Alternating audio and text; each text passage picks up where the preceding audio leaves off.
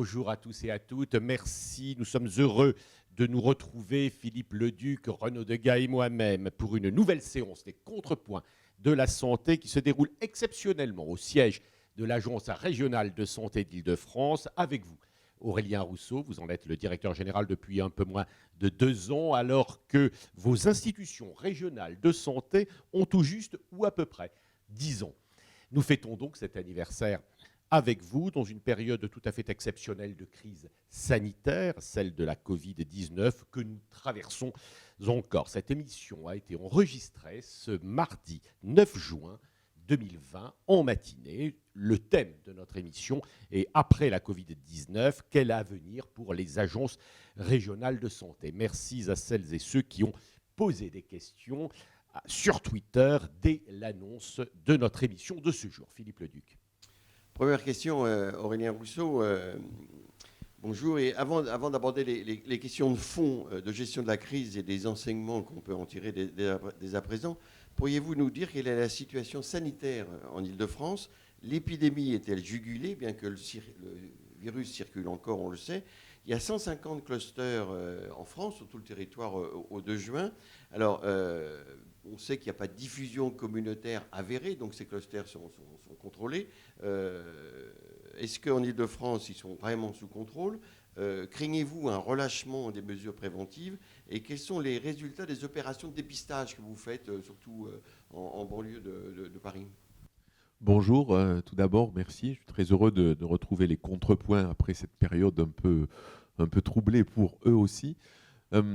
La situation aujourd'hui en Île-de-France, je ne dirais pas que l'épidémie est jugulée. L'épidémie est sous contrôle, puisque le virus circule moins, mais il circule encore. On a toutes les semaines des nouvelles arrivées en réanimation. On a tous les jours des décès encore dans les hôpitaux franciliens.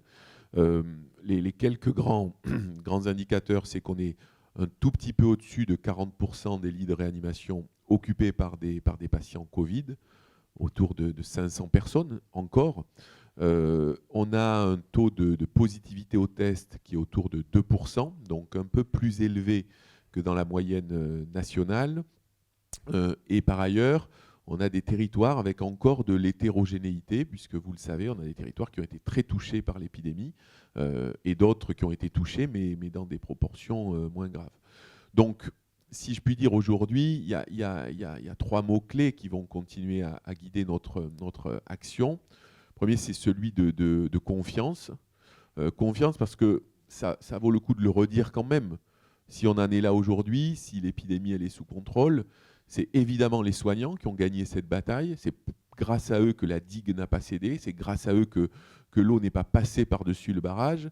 Mais c'est aussi beaucoup nos concitoyens qui ont respecté le confinement et qui, dans les premières semaines du déconfinement, ont joué le jeu du respect des règles de distanciation notamment. Le deuxième mot, c'est celui de vigilance.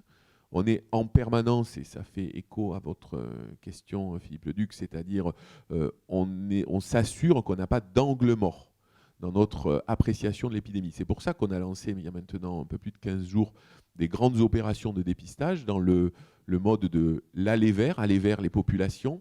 On a, à l'heure où je vous parle, dépisté 7000 personnes dans les quartiers dans lesquels la présence médicale est faible, dans lesquels la mortalité a été la plus forte, et les quartiers qui ont les indicateurs socio-économiques les plus défavorables, parce qu'on sait que c'est là que le Covid...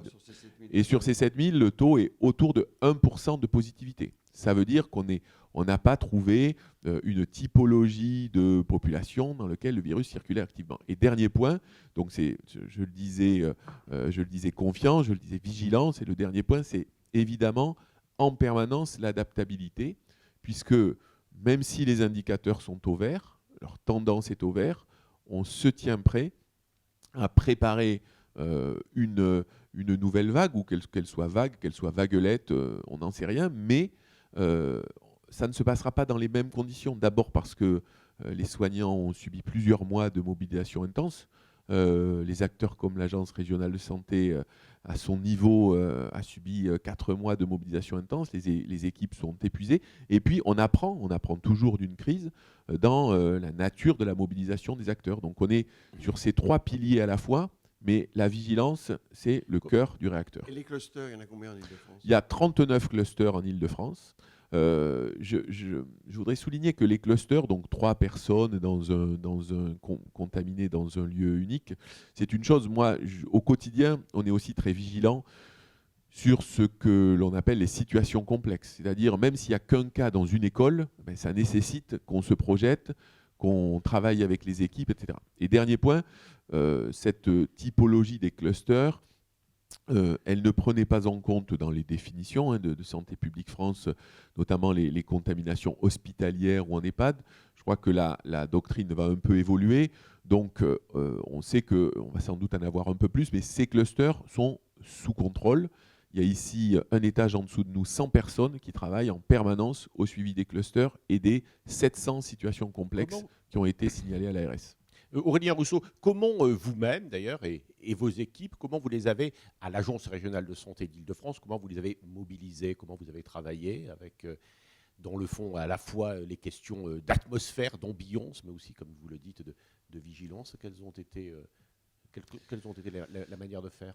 Il y a un point qu'il faut peut-être dire tout de suite, c'est que les agences régionales de santé, leur histoire, on l'évoquait tout à l'heure, on a fêté le 1er avril nos 10 ans au pic de l'épidémie. Leur histoire, elle est aussi née sur l'échec de la gestion de crise sanitaire par les institutions passées. On pense notamment à ce qui s'était passé sur des grandes épidémies où on s'était dit que c'était trop saucissonné dans l'approche, qu'il y avait eu, on retrouvait les mots, agilité, réactivité, etc. Et les ARS, elles ont donc été préparées à gérer des crises. Et il y en a eu. En Île-de-France, je peux citer les attentats, c'était une crise sanitaire. D'autres types d'arrivées de virus qu'on connaît. Donc la veille sanitaire, c'est un des piliers des fonctions des agences. Et deuxièmement, peut-être spécifiquement pour l'Île-de-France, on a connu l'an dernier une crise qui n'était pas à proprement parler une crise sanitaire, mais qui nous a permis de nous éprouver. C'est l'incendie de Notre-Dame de Paris avec la projection de plomb qui a eu lieu, et donc toutes les questions autour de ce dossier. Donc ça nous a fait, si je puis m'exprimer ainsi, un peu nous entraîner, nous éprouver. Et donc l'ARS, en fait, elle est en mode crise depuis le milieu du mois de janvier. Dès les premières alertes, pour les deux ordres d'idées, parce que le temps est un peu contracté. A posteriori, on ne sait plus très bien quand les choses se sont passées. Mais pour vous donner, le 24 janvier, on a nos premiers malades. C'est-à-dire que dès le soir, c'était un vendredi, les équipes ici, des médecins de veille, vont au chevet pour faire l'enquête épidémiologique, remonter les sujets contacts, isoler les personnes, leur fournir des masques, les suivre à l'hosto. Et le 26, on a les premiers avions qui arrivent de Chine et pour lesquels on fait un accueil médicalisé pour que les personnes qui ont des symptômes soient prises en charge immédiatement. Donc vous voyez, on est déjà dans une histoire qui a 4 mois, qui a plus de 4 mois, et les équipes se sont mobilisées de façon exceptionnelle. On a gardé ici à l'agence, même quand on est passé en plan de continuité d'activité, 400 personnes au siège et en délégation départementale. Et moi, je tiens à rendre hommage à ses collaborateurs, parce que nous, par ailleurs, on a connu une situation spécifique. On a eu, à partir du 11 et du 12 mars, des collaborateurs de la cellule de crise qui ont été contaminés. Ce jour-là, moi, j'ai réuni toutes les équipes. C'était un samedi, et j'ai dit, ceux qui ne veulent pas revenir ne reviennent pas, parce qu'il y a un risque. Et tout le monde est revenu le lendemain. C'était un dimanche. Tout le monde est resté en cellule de crise. On a un collaborateur qui est décédé et ça n'a jamais failli. Jamais failli. Alors, il y a des hauts, des bas, il y a de l'épuisement, mais tout le monde a été là. Rétrospectivement, vous attendiez, vous pouviez penser et anticiper que la région Île-de-France serait une des régions les plus touchées? On pouvait évidemment, plus exactement, je vais dire les choses... L'emploi du mot rétrospectivement dans cette crise, il faut le manier avec beaucoup de prudence, parce que je trouve qu'il y a beaucoup de gens qui ont qui annoncent qu'ils avaient toujours dit ceci ou cela, et j'ai un souvenir assez précis de ce qu'ont dit les uns et les autres. Donc premièrement, ceux qui ont dit qu'ils avaient tout anticipé, depuis les tribunes, hein, pendant que le match se jouait sur le terrain.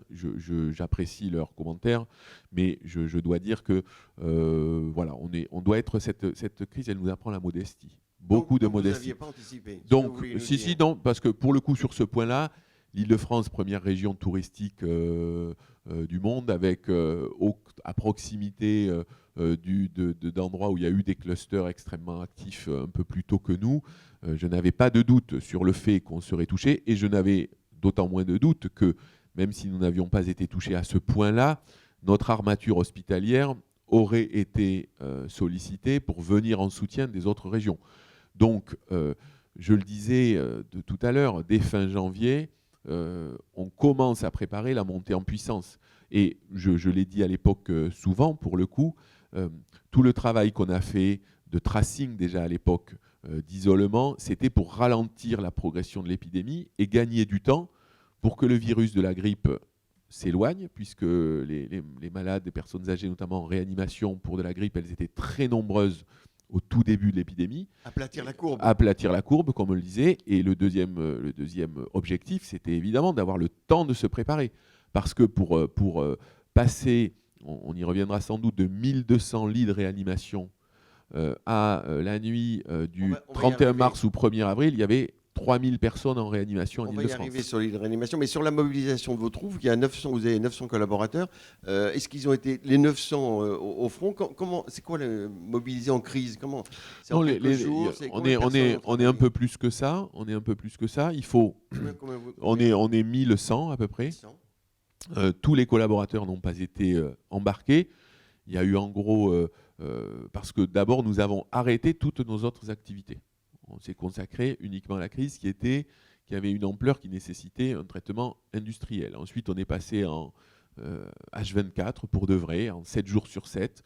Donc, je vous dis, c'est à peu près 400 collaborateurs qui ont été au cœur de la crise. Par ailleurs, il y avait des collaborateurs publics fragiles. Il y en a qui habitent partout dans la région où les transports étaient compliqués.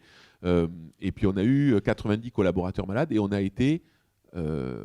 bénéficié de plusieurs dizaines de personnes qui sont venues en renfort de l'Inspection générale des affaires sociales, de la Cour des comptes, du Conseil d'État, d'anciens du cabinet du Premier ministre, d'anciens collègues et collaborateurs quand j'étais à Matignon. C'était une ruche. Aurélien Rousseau, on va parler des lits de réanimation. Quel était le rôle de l'ARS dans l'augmentation assez impressionnante et rapide des lits de réanimation en France et en Île-de-France? Mais concrètement, on ne voit pas très bien. C'était quoi vos principales missions, vos 3 principales missions dans la gestion de ces crises? C'était faire en sorte qu'il y ait plus de réanimation, mais c'était quoi concrètement, très concrètement? Bien sûr, les missions, elles sont aussi séquentielles dans le temps. Dans le premier temps, je le disais tout à l'heure, et c'est celle à laquelle on est revenu aujourd'hui, notre job, c'était de ralentir la progression de l'épidémie. C'était donc de suivre tous les cas confirmés, de remonter les chaînes de contamination, d'isoler les gens pour que l'épidémie, le fameux stade 3 dont on parlait beaucoup à une époque, arrive le plus tard possible. Ça a été un combat pied à pied, et à la fois du combat de rue et à la fois un travail de bénédictin, parce qu'il fallait remonter de peu de tests en France. Avec la difficulté de peu de tests, mais pendant longtemps, le dispositif il fonctionnait. On est arrivé à tester les nouveaux malades qu'on a identifiés. Et c'est vrai qu'au bout d'un moment, de toute façon, il y avait plusieurs foyers majeurs de contamination. Et c'est là qu'on a basculé dans le confinement, parce que c'était le meilleur moyen de taper et d'essayer de juguler l'épidémie. Donc repérer, tester, isoler. Voilà, c'était déjà le cas, repérer, tester, isoler. Ça l'est à nouveau aujourd'hui. Le deuxième champ de notre activité immédiat, et je le dis avant les lits de réanimation, ça a été de se préoccuper des publics précaires. Parce qu'on savait, même si d'une certaine manière ça nous a encore plus sauté à la gorge avec le temps, on savait que les publics précaires seraient les plus vulnérables. Donc c'est l'armement d'équipes mobiles, la mise en place de centres dédiés pour les personnes à la rue qui seraient Covid, c'est le fait que l'hôpital se préoccupe et se projette vers ces équipes. Ça a été un énorme travail, mettre à l'abri les publics les plus précaires. Et les lits de réanimation alors? Les lits de réanimation, je conçois que les fonctions de coordination paraissent souvent les plus difficiles à décrire. Mais je vais essayer de dire, on avait en Île-de-France 1200 lits de réanimation.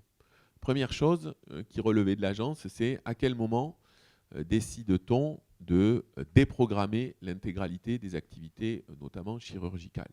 Ça, c'est une décision du directeur général de l'Agence régionale de santé. Moi, je l'ai prise quand la courbe a commencé à prendre une tournure un peu verticale. C'est une décision lourde qu'il faut expliquer et à laquelle il faut adosser une stratégie. Puisque, évidemment, que ce soit pour le public ou pour le privé, ça a des conséquences très importantes. Et par ailleurs, on l'a vécu en France, peut-être plus qu'en Île-de-France, déprogrammé. Après, on a une tendance presque à attendre les malades, à dire mais quand vont-ils donc arriver ? La décision de déprogrammation. Ici, très concrètement, tous les jours, pendant presque 3 mois, un peu plus de 3 mois, pardon, le directeur de l'offre de soins, Didier Jaffre, tenait une conférence téléphonique avec les 250 établissements de la région. Public et privé. Public, privé, ESPIC, le directeur et le directeur médical de crise ou le PCME. Cette conf call, on a reçu d'ailleurs des témoignages assez bouleversants, c'était le moment où on disait voilà où on en est, on assurait la transparence, voilà combien on a de patients, voilà combien sont dans le public, voilà combien sont dans le privé, voilà où on en est sur la récupération de respirateurs, voilà ce qu'on fait pour obtenir des renforts qui arrivent. Chacun partageait aussi ses contraintes, des contraintes très concrètes sur les médocs, sur la durée de réanimation. L'ouverture des lits, c'est les soignants. Comment ça se passe ? L'ouverture des lits, ce sont les soignants, mais un lit, c'est des respirateurs, et un lit, c'est effectivement des soignants. Et à partir d'un moment, c'est par exemple l'ARS qui a mis en place la plateforme Renfort Covid pour faire un appel. On a eu 35 000 personnes qui se sont inscrites sur cette plateforme. Quand il a fallu piloter les évacuations sanitaires, c'est évidemment l'agence avec les acteurs hospitaliers, ce n'est pas exclusif. Quand il a fallu, c'était dans le 31 mars qu'on s'est aperçu qu'on était au bout de ce qu'on pouvait. Il a fallu organiser la montée de soignants depuis les régions. C'est l'ARS, c'est moi qui l'ai demandé. Ça, c'est dans les mains de l'Agence régionale de santé, dans vos rapports avec la PHP notamment, ou avec les médecins libéraux. Oui, je vais dire un mot des médecins libéraux parce que c'est très important. Mais je voudrais juste dire que dans cette période de crise, et sans doute que quand vous en parlez avec ce qui a compté, c'est que tout le monde a mis par terre le jeu de rôle. Il n'y a pas eu de jeu de rôle. Dans les hôpitaux, entre les soignants au sens large, médecins, personnels paramédicaux et les directeurs, tout le monde était dans le même sens. Il n'y a pas eu de jeu de rôle avec, je pense, avec les agences, parce que évidemment, notre rôle de tutelle financière est passé vraiment totalement au deuxième plan. Il n'y a pas eu de jeu de rôle entre le public et le privé. Ça, c'est une décision de l'ARS. Moi, quand la vague a pris l'ampleur qu'elle a prise, on a eu une discussion très franche à quelques-uns avec les patrons des grands groupes privés, avec Martin Hirsch, avec les patrons des plus gros hôpitaux publics, et on a dit comment on se répartit la tâche. Le privé a dit je peux prendre ma part. À la fin, c'est 18% des lits de réa qui viennent du privé dans la région. Donc c'est ça, pardon, je le dis, parce que c'est un des acquis essentiels de cette crise. La transparence entre les acteurs pour faire sauter les jeux de rôle qui nous engluent tous dans le quotidien du système de santé. Ça va être un des grands enseignements, on va en reparler, l'absence de jeux de rôle et comment coordonner, comment faire en sorte que tous les établissements soient complémentaires, il n'y ait pas de concurrence. C'est une grosse mission. Est-ce que vous allez réussir à maintenir l'absence de jeux de rôle ? On va y revenir tout à l'heure. Peut-être juste sur le point qui était évoqué à l'instant, les médecins libéraux. Depuis le départ, et je pense à ça, j'ai aussi la date en tête, le 10 mars, on a commencé des conf-calls quotidiennes avec les représentants des URPS au sens large, URPS médecins, mais pas que, pour faire le point, pour préparer les cabinets, comment on s'organise pour prendre en charge des fils Covid, pour commencer déjà à réfléchir au centre Covid+, quelle mobilisation des libéraux.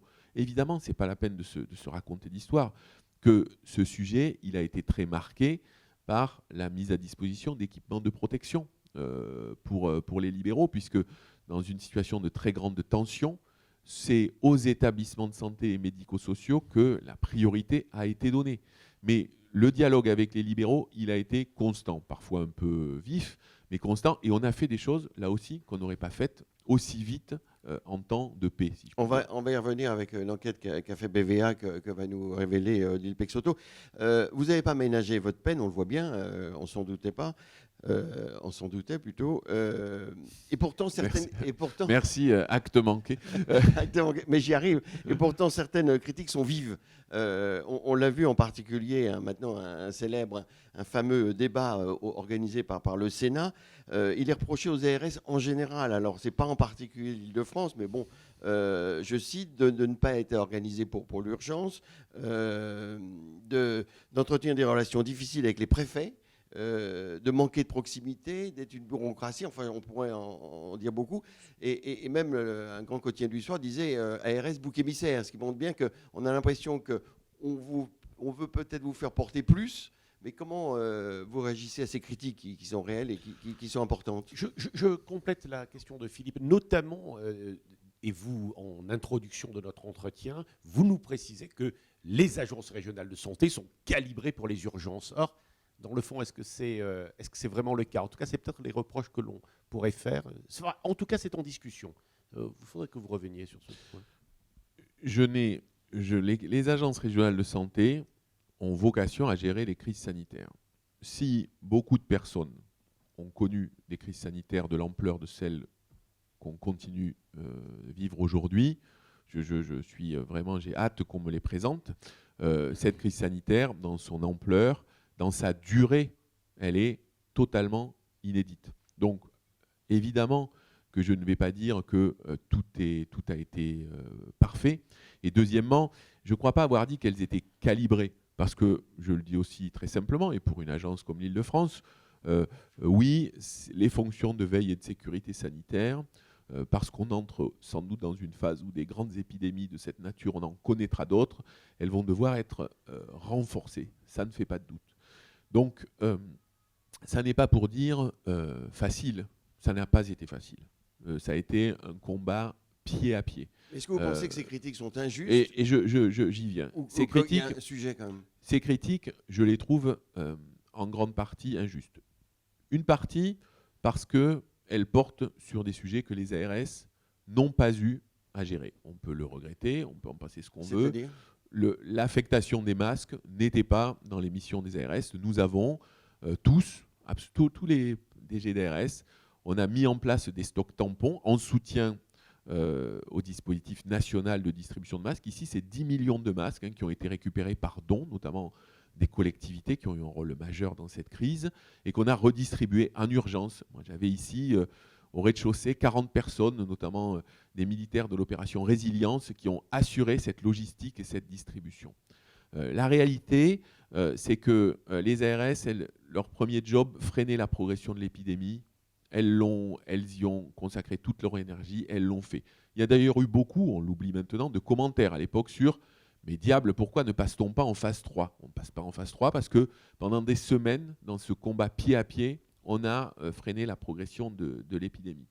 La réalité, c'est que les ARS, elles ont été les coordinatrices, les régulatrices, dans certains endroits les pilotes de cette montée en charge. Quand je dis les pilotes, ça ne veut pas dire derrière le lit, au pied du lit, c'était des soignants, des médecins, des infirmiers, des infirmières. Ce n'est pas pour s'arroger quelque héroïsme que ce soit. Mais ce n'est pas la main invisible qui a organisé la montée en puissance des l'IDREA. Ça n'est pas la main invisible. Quand on a fait des transports de respirateurs d'un bout à l'autre de la France, quand même moi, à mon niveau, je suis allé avec quelques patrons d'établissements un peu récalcitrants récupérer les respirateurs les uns après les autres. Voilà, tout ça, c'est du boulot de coordination. Le système de santé, il est complexe. Quel patron, et on l'a fait. Je vais pas... Des patrons médecins ou des patrons des patrons médecins. Quelquefois, des respirateurs, il y en a dans beaucoup d'établissements, y compris de tout petits établissements. Et à la fin, on est allé les chercher à la pince à épiler, ces respirateurs, pour monter lit après lit.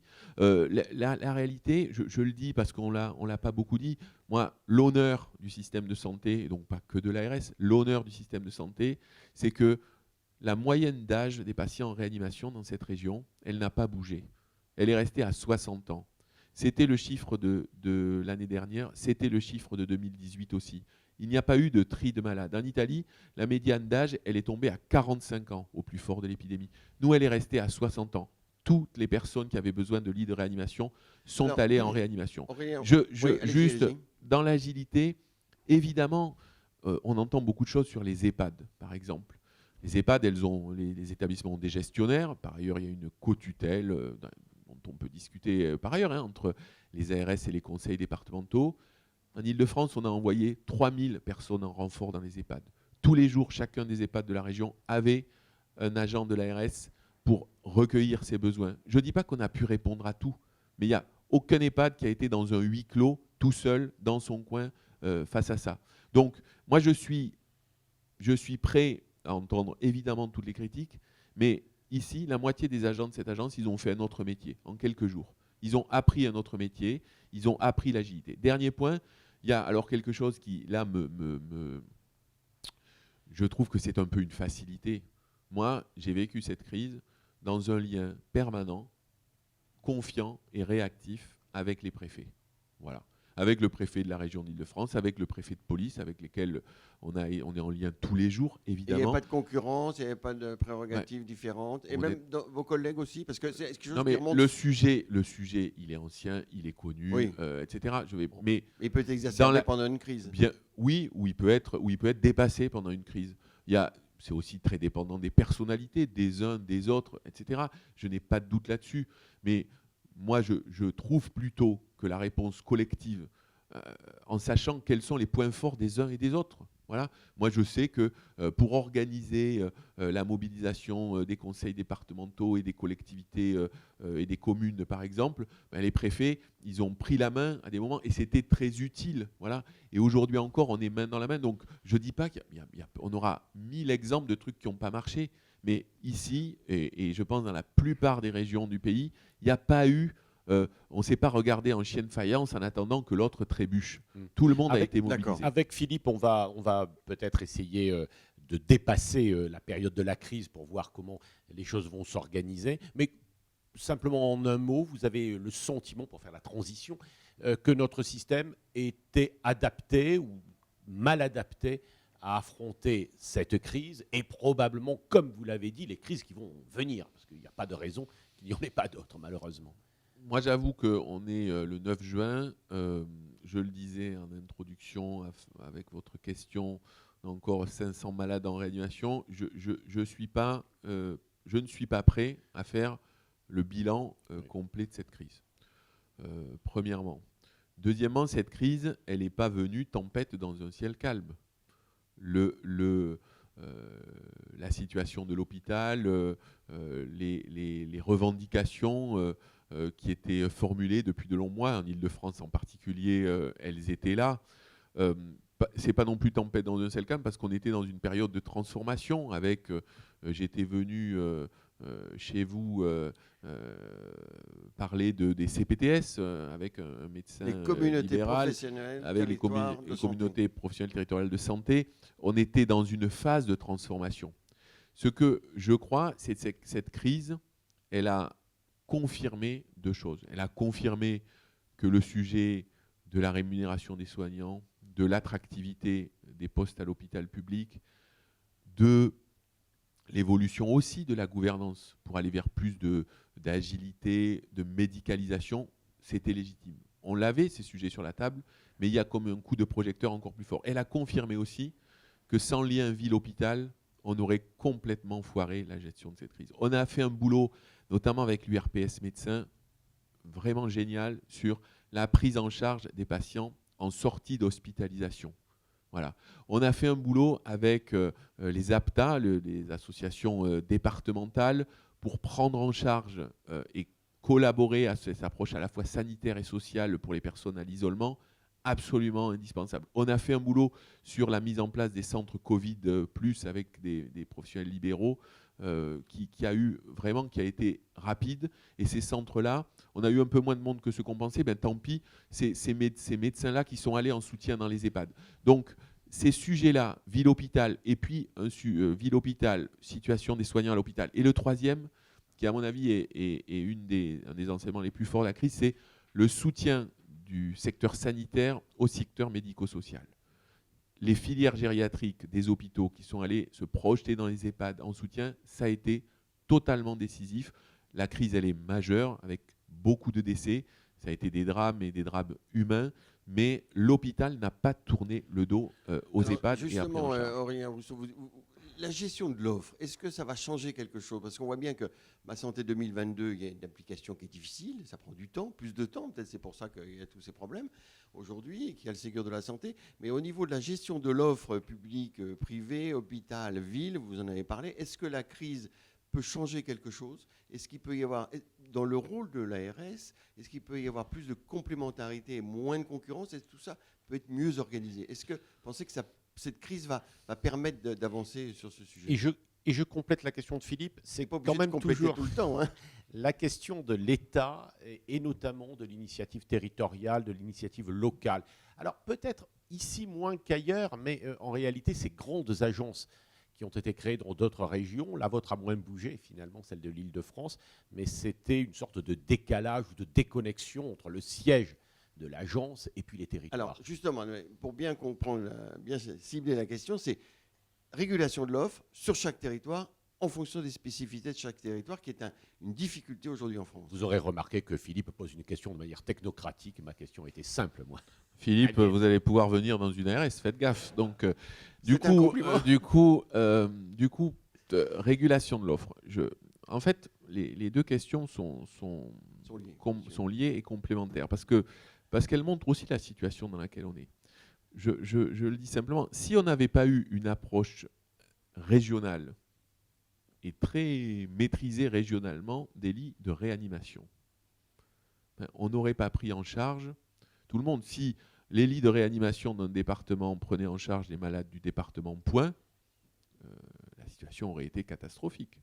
Depuis le départ de cette crise, la régulation des lits de réanimation, elle a été régionale. Justement, vous avez réussi pendant la crise, mais est-ce que après la crise, on peut tirer des enseignements? Je pense qu'après la crise, on va devoir faire fructifier des choses qu'on a apprises. Il y en a, je vois bien comment on va les faire fructifier. Je pense que le dialogue et la convergence dans la gouvernance interne des hôpitaux, ça a franchi un cap sur lequel on ne reviendra pas en arrière. Il y a des sujets sur lesquels, je le dis très simplement, je ne sais pas bien comment on va le faire, mais je suis sûr qu'il faut le faire. La transparence des éléments entre le public et le privé, c'est un acquis très important. On a dialogué comme on n'avait jamais dialogué. Et on continue là sur la reprise d'activité. Il y a encore département par département des discussions pour qu'il n'y ait pas de concurrence qui tout d'un coup s'installe. Donc il y a des éléments, tous on doit travailler dessus et savoir ce sur quoi on capitalise. Et Ville-Hôpital, voilà. parce que vous en avez parlé. Et Ville-Hôpital, moi il y a un problème énorme, la relation entre la ville et l'hôpital. C'est un problème énorme. Je pense aussi que ça a progressé dans les deux sens. Ça a progressé, je le disais, j'évoquais tout à l'heure ce travail qu'on a fait sur les prises en charge de sortie d'hospice. Ça a progressé aussi, même si ça peut quelquefois susciter des interrogations, mais l'hôpital est aussi un peu sorti de ses murs, aussi en soutien à la ville, quand on a mis notamment des applications pour suivre les patients. Est-ce que c'est son rôle? Est-ce que c'est le rôle justement, c'est un peu critiqué ce point-là. Bien sûr, je suis d'accord avec vous, c'est pour ça que je disais que c'est critiqué. On a Covidom, on a aussi Covid, qui est l'application qui découle de Terrisanté en Ile-de-France. C'est critiqué si c'est vu comme un moyen de capter, un moyen de se substituer. Ça n'était pas du tout ça. C'était un moyen d'outiller le suivi des patients Covid qui ne requéraient pas une hospitalisation. Et les utilisateurs réels, concrets, tangibles de Covidom, ils n'ont pas vécu ça comme une captation. Ils ont vécu ça comme un outil d'appui. Mais oui, je dois dire qu'on a eu des discussions impliquant des représentants de la médecine de ville, des hôpitaux, l'ARS, qu'on n'avait pas eu sur ce mode-là, moi, dans les 2 ans précédents. Donc, de ce point de vue-là, ça marche. Après, il y a effectivement la nécessité de permettre les adaptations territoriales. Mais les adaptations territoriales, elles ne doivent pas devenir un égoïsme territorial. Sinon, je vous le dis, en Ile-de-France, on a des centaines de lits de réanimation à Paris, on en a 58 dans le Val d'Oise. On aurait eu une catastrophe sanitaire. Donc oui, mais je crois que c'est ce qui a été fait dans toutes les agences.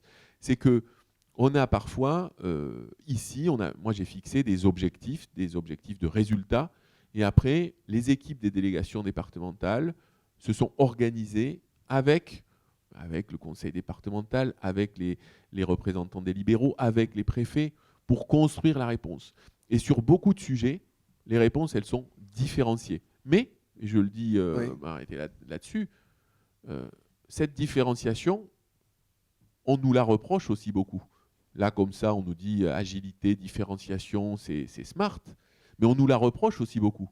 On nous dit attention, différenciation, et où est le principe d'égalité? Donc c'est ce point d'équilibre.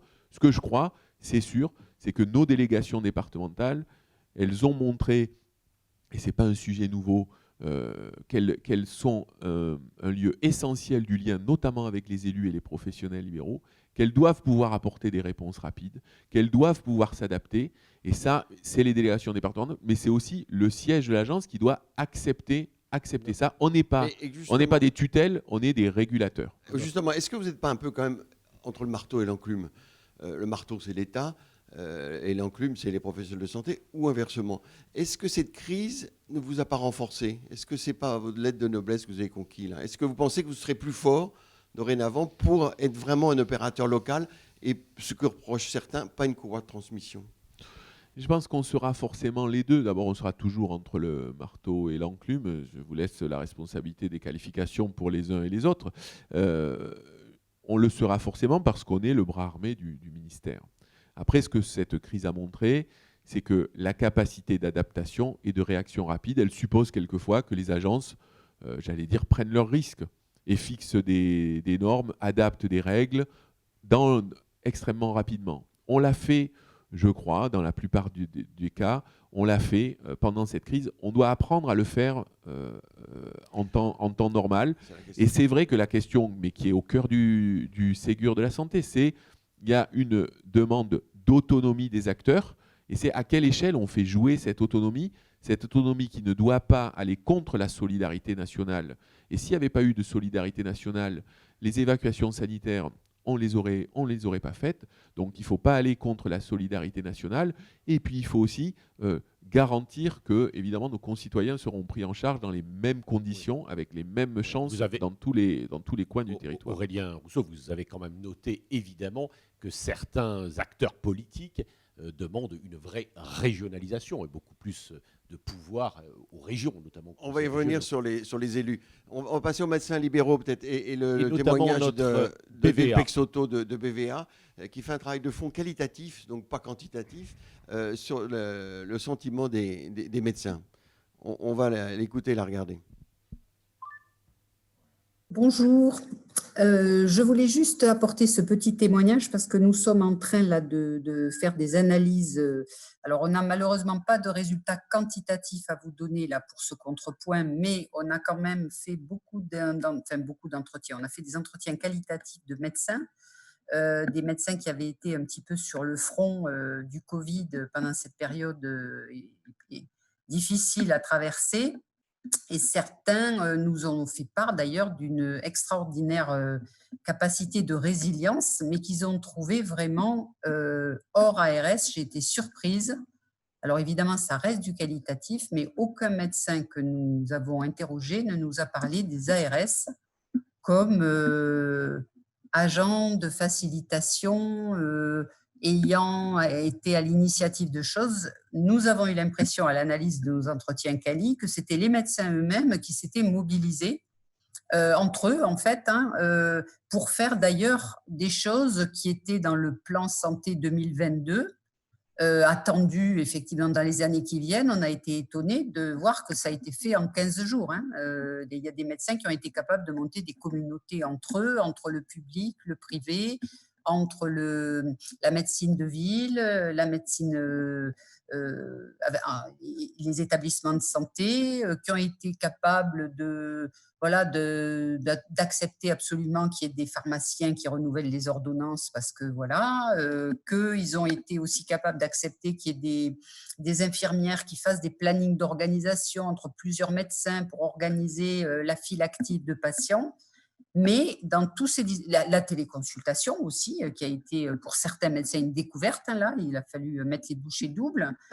Mais pour tout ça, il y a eu beaucoup de choses. On n'a pas entendu tellement, en tout cas dans nos entretiens quali, et j'en ai été étonnée, d'initiatives provenant de l'ARS. Or, on sait que les ARS ont fait aussi de leur côté quand même beaucoup de choses. Donc, voilà, je voulais avoir votre réaction là-dessus. Alors, Odile Pexoto nous dit qu'elle a été, de BVA, nous dit qu'elle a été étonnée. Et vous, êtes-vous étonné par ces commentaires? Oui et non, mais plutôt globalement non. D'une part, parce que c'est quand même assez rare, le lien direct entre un médecin, notamment un médecin libéral, et l'ARS, il est assez ténu. Nous, nos interlocuteurs, évidemment, ce sont les ordres, les URPS, beaucoup. À la différence de l'assurance maladie, on a peu de contact avec, c'était d'ailleurs un des points d'équilibre initial de la constitution des ARS. Deuxièmement, pas d'étonnement parce que je pense que ce sentiment d'avoir été trop seul, on l'entend partout, on l'entend à tous les étages. Vous entendrez même des ARS qui vous disent qu'elles ont eu le sentiment d'être trop seules dans la prise en charge. Donc, on a fait face à quelque chose qui nous a tous dépassés à un moment donné. Après, moi je suis convaincu, mais l'intervention à la fin l'évoquait, que beaucoup de choses ont été faites et notamment le lien, il a été établi très vite pour savoir comment s'organiser. Je prends un exemple tout bête. Enfin, en Île-de-France, on a fait, je pense que ça a été fait dans beaucoup de régions, une centaine de ce qu'on a appelé, peut-être on aurait dû trouver un autre mot, doctrine.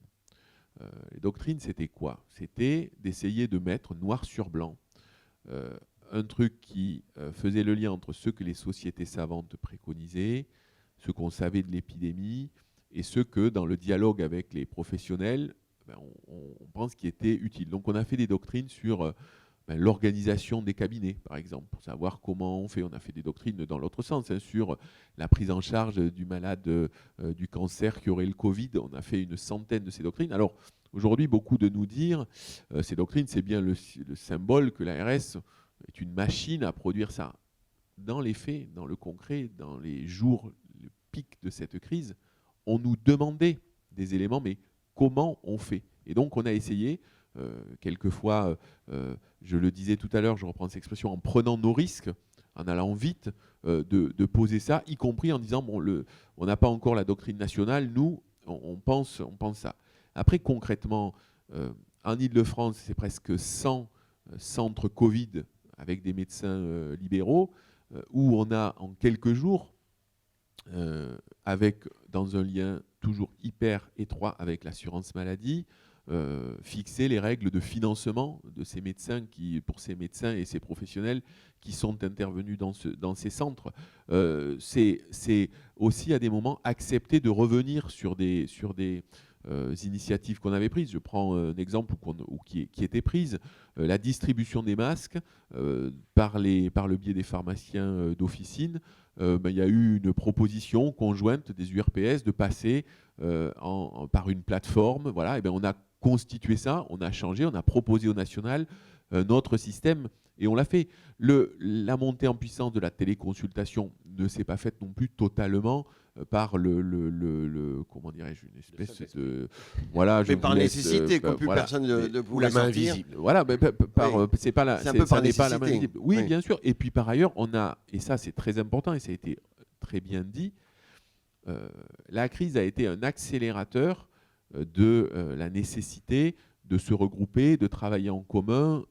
Voilà, moi je pensais notamment que les communautés professionnelles territoriales de santé qu'on évoquait tout à l'heure verraient leur progression ralentie pendant cette crise. En fait, Au elles ont été contraire, accélérées, oui. ça a été un accélérateur. Et là, il y a eu des liens permanents avec les agences. Donc, ça n'est pas pour dire le médecin libéral, les dizaines de milliers de médecins libéraux dans leur cabinet. J'ai bien conscience qu'ils ont eu le sentiment de prendre cette vague seuls. Je n'ai là-dessus aucun doute. Seul et sans patient en plus. Seul et sans patient. Je n'ai aucun doute là-dessus. Ce que je peux dire, c'est que nous, notamment avec leurs représentants, on a cessé d'être en lien pour construire une réponse. Et dernier point, et je m'arrête parce que je pense que c'est un acquis de cette crise, même s'il est un peu paradoxal. cette crise, elle nous a obligés, nous, agences, à dire à des moments, on ne sait pas.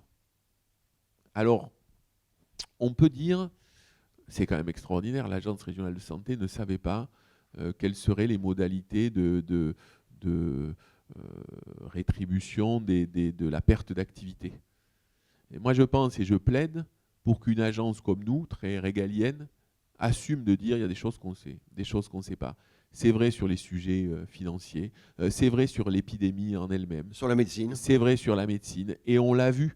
Donc, nous, on a maintenu le contact, y compris à des moments en disant, on travaille, on va trouver, on cherche, on construit ensemble.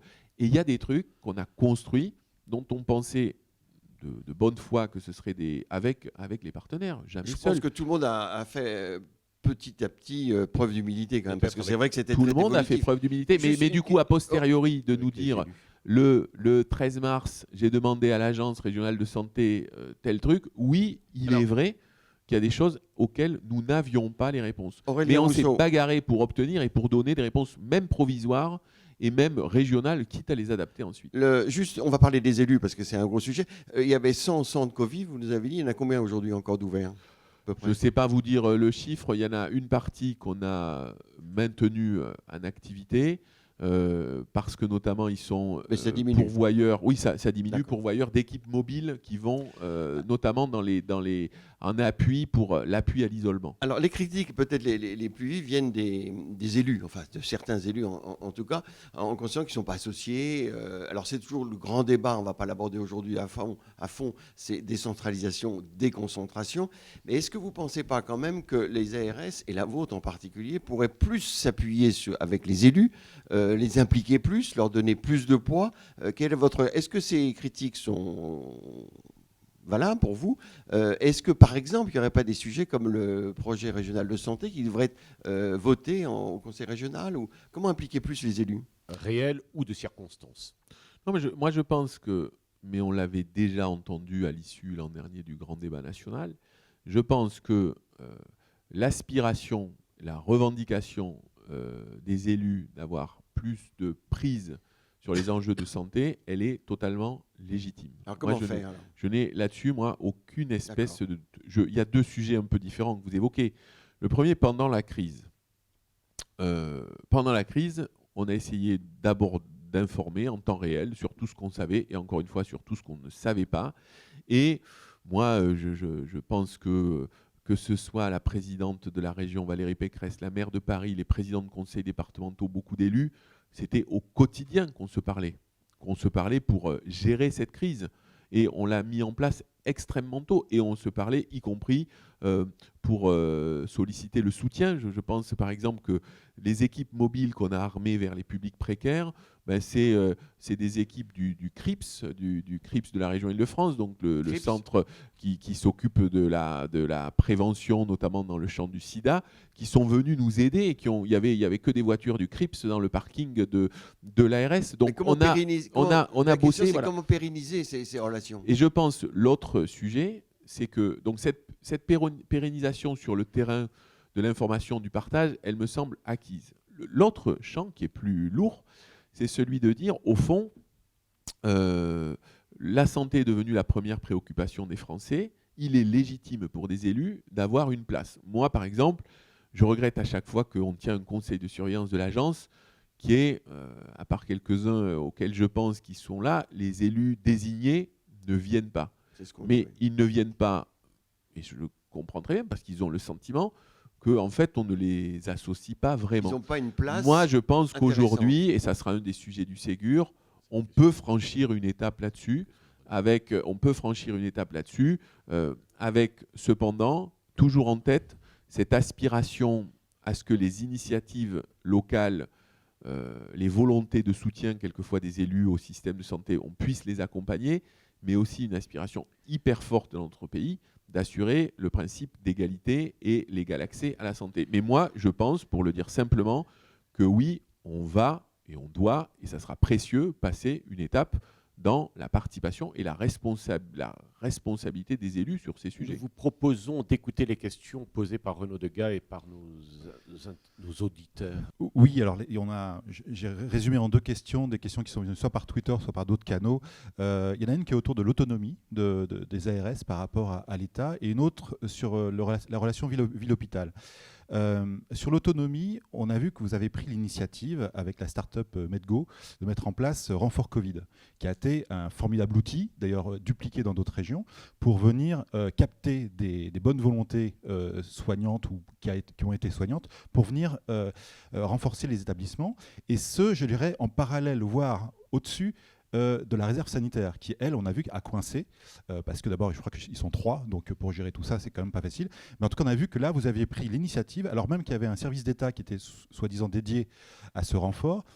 En mettant un contrat avec une start-up, vous avez débloqué une situation. Et donc là, c'est l'autonomie de l'ARS dans toute sa splendeur, on a dit.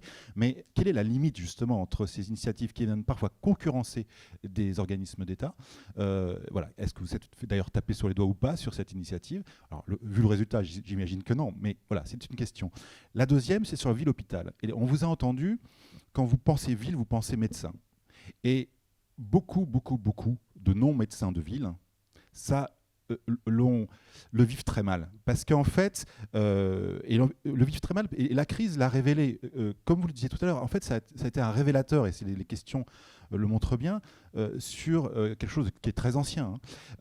En disant, aux 2 niveaux de la crise, on a été sous-employé quand on n'était pas médecin, ou sous-mobilisé par rapport à la réponse à la crise.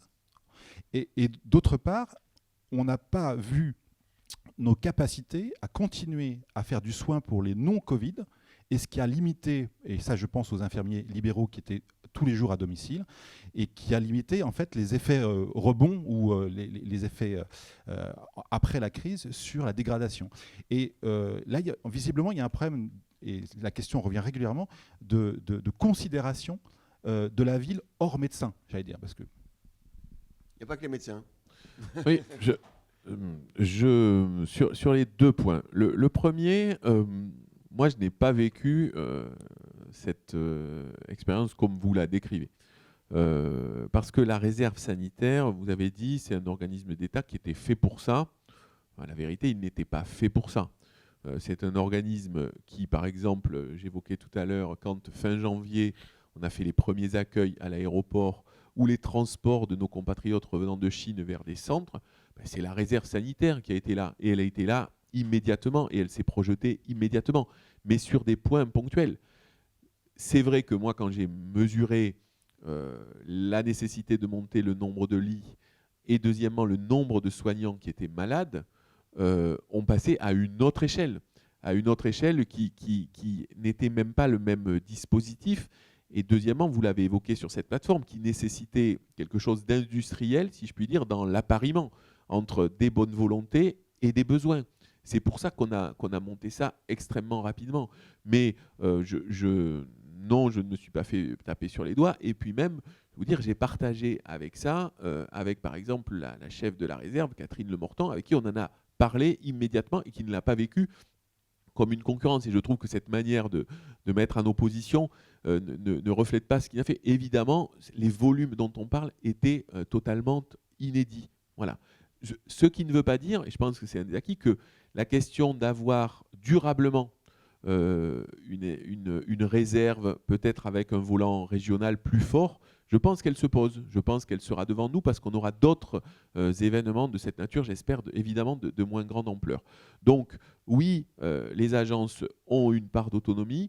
C'est ce qu'on a fait aussi quand on a créé la plateforme MaPUI pour avoir, donc ma pharmacie à usage intérieur, pour avoir une connaissance en temps réel des stocks dans les différents établissements de la région pour pouvoir assurer les soutiens d'un établissement à l'autre parce qu'on était dans une très grande tension sur les molécules essentielles à la réanimation.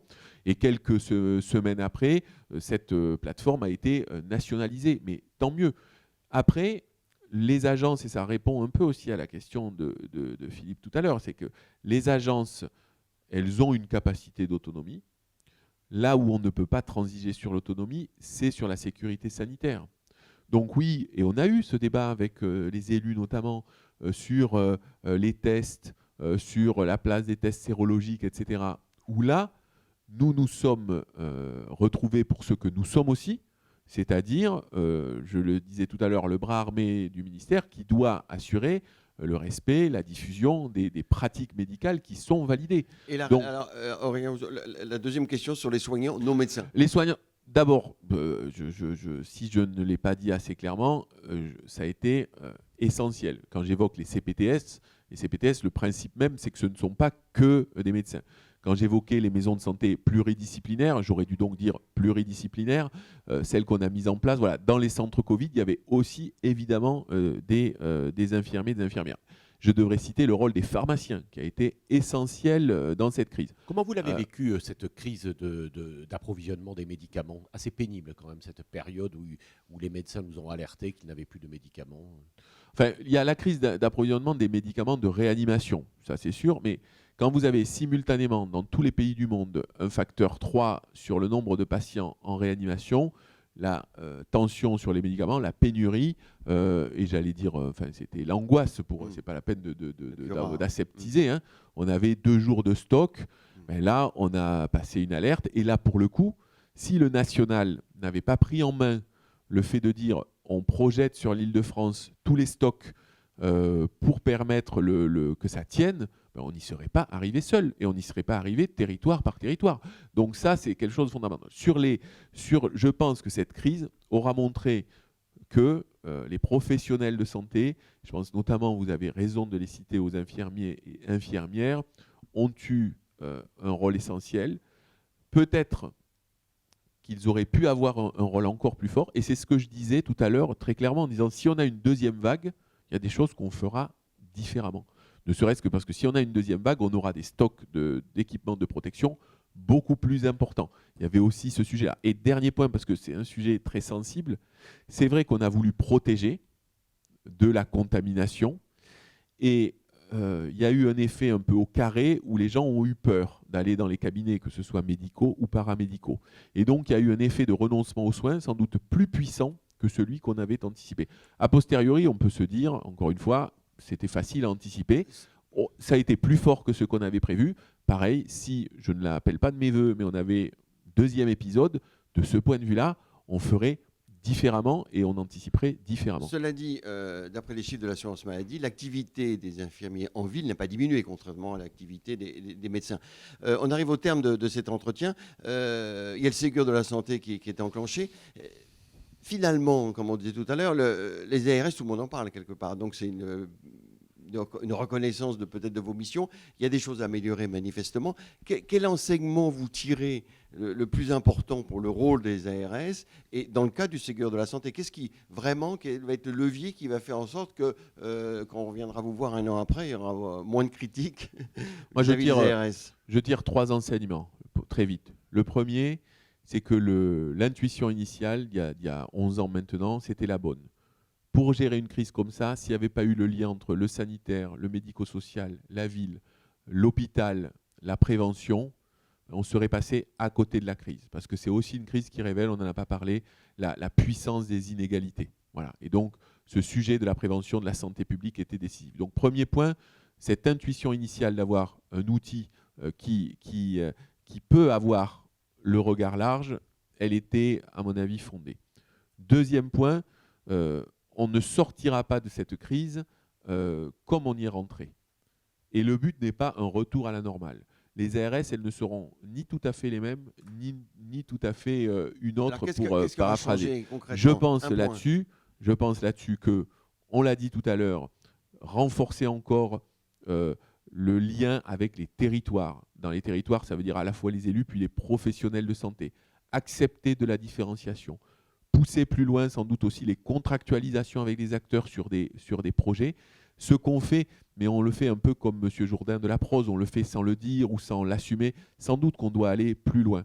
Et puis aussi, évidemment, se dire qu'au fond, cette crise, ce qu'elle a montré, c'est qu'on était capable de faire des packs rugbystiques pour faire face à des situations de crise, Mais ce n'est pas que ce qu'on a fait, par exemple, en montant ces équipes qui vont faire des prélèvements dans les quartiers où l'épidémie a été la plus forte. En quelques jours, il y avait les communes, les conseils départementaux, les préfectures, l'assurance maladie et nous, et des associations. C'est ça qu'il faut qu'on préserve. Il n'y a pas d'exclusivité des agences dans la prise en charge des questions sanitaires. Les jeux de rôle dont vous parliez tout à l'heure vont parvenir très rapidement après la crise. Et n'est-ce pas accélérer aussi peut-être la prévention, la santé publique qui manque réellement dans la culture de notre pays? Moi, je le dis, c'est pour moi le principal enseignement et le plus presque, pardon d'employer ce terme, le plus douloureux, c'est les chiffres de surmortalité dans certains territoires. Donc je suis convaincu qu'on doit changer d'échelle sur nos dispositifs de prévention, accepter les coalitions pour faire face à ces sujets-là. C'est ce qu'on a monté et ces coalitions, on ne les fait pas seules. La santé est à la fois le bien commun et la responsabilité commune. Il faut qu'on apprenne, nous, à être des facilitateurs à toutes les étapes. Vous pensez que les soignants, médecins et soignants l'ont compris à l'occasion de cette crise? Je pense qu'ils l'ont compris. Je pense que l'hôpital l'a compris et a été un acteur beaucoup plus fort qu'il n'était jusqu'à présent sur ces questions-là. Merci Aurélien Rousseau. Pascal va dire un mot, mais merci de nous avoir accordé cet entretien. On vous retrouvera, on serait ravis de vous retrouver dans un an pour voir après. Dans 10 ans, pour les 20 ans. Après cette crise. Merci aux équipes, merci à Françoise Millet, Emmanuel Tech est derrière la caméra, à la veille des actes de la santé, LDC Santé et Hortus. Et il y a eu un moment de joie, le savez-vous. Il y a eu un moment de joie dans cette crise, c'est la naissance de petit garçon, Abel, c'est vrai? Oui, c'est vrai, un petit garçon confiné, voilà. Le 22 mars. Le 22 mars, qui est donc votre fils, qui est né pendant la crise. Absolument. Écoutez, merci bravo. beaucoup. Merci. Et bonne vie à Abel. J'espère qu'il ne vivra pas de crise sanitaire. Merci beaucoup. À bientôt.